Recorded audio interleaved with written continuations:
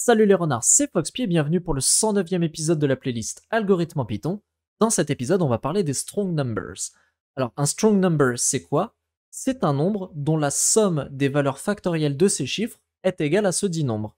Je m'explique. Prenons un exemple avec le nombre 123. Eh bien, si 1 factoriel plus 2 factoriel plus 3 factoriel était égal à 123, ce sera un strong number.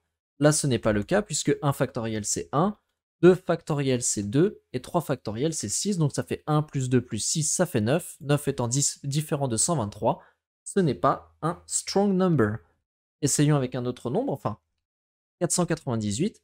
Là, ce que l'on ferait pour tester si c'est un strong number, on testerait si 4 factoriel plus 9 factoriel plus 8 factoriel est égal à 498. Et pour pouvoir résoudre ceci, on va tout d'abord coder la méthode et on verra justement si 498 est un strong number. Ici, j'ai récupéré la méthode factorial qui permet de calculer la valeur factorielle d'un nombre. Cette méthode, on l'a déjà vue à l'épisode 22, donc je ne vais pas la revoir en détail. Tout simplement, la valeur factorielle d'un nombre, je réexplique, c'est si vous avez 8, eh bien 8 factoriel, ce sera égal à 8 fois 7 fois 6 fois 5 fois 4 fois 3 fois 2 fois 1. Si vous avez 4 factoriel, ça sera 4 fois 3 fois 2 fois 1. Si vous avez 6 factoriel, ça sera 6 fois 5 fois 4 fois 3 fois 2 fois 1. Donc à chaque fois, quand vous avez un nombre factoriel, eh bien vous faites une multiplication avec tous les nombres qui le précèdent. Ok. Je vais définir la méthode strong number qui va prendre en paramètre un nombre, le nombre dont on veut tester si c'est un strong number ou pas, donc le nombre n. Ici, je vais instancier la variable totale qui est égale à 0. Et maintenant, pour chaque chiffre dans str de n, donc je fais un cast de n, il passe d'une valeur entière à une chaîne de caractères. Et pour chaque chiffre, je vais à chaque fois ajouter le total de factorial, de int, de chiffres. Donc, nous avons un chiffre ici qui est maintenant sous forme de chaîne de caractères. On va le parcourir, nous avons un nombre qui est sous forme de chaîne de caractères, on va le parcourir chiffre par chiffre. Donc tout d'abord, si nous avions 498, 498 passerait en chaîne de caractères, donc il serait tac, comme ceci.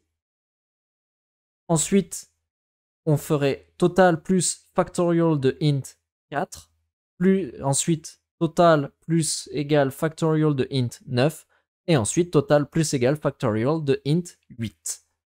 Maintenant, on peut faire le return. Return total est égal à n. Donc si le total ici est égal à n, ça vaudra true. Sinon, ça vaudra false. En effet, ici, nous n'avons pas l'opérateur d'affectation, mais de comparaison. Donc on compare total et n. S'ils sont égaux, ça renvoie true. Sinon, false. Ok. On va enfin voir la réponse. Faisons strong number de 498. Et false strong number n'est pas un 498, pardon, n'est pas un strong number. Donc, faisons ici une petite boucle pour voir les strong numbers entre 1 et 1000. Donc, for i in range 1, 1001. Et ici, on va faire une petite condition. Donc, if strong number de i, alors on fait un print de i. Voilà. Et on a entre 1 et 1000 que 3 strong numbers, 1, 2 et 145. Cela veut dire que 1 factoriel plus 4 factoriel plus 5 factoriel, c'est égal à 145. Alors on peut tester. Ici, ce que je vais faire un print de factorial de 4 plus factorial de 1 plus factorial de 5. Et là, on voit que ça donne bien 145. Donc en effet, 145 est un strong number. On peut regarder si on a plus entre 1 et 10 001.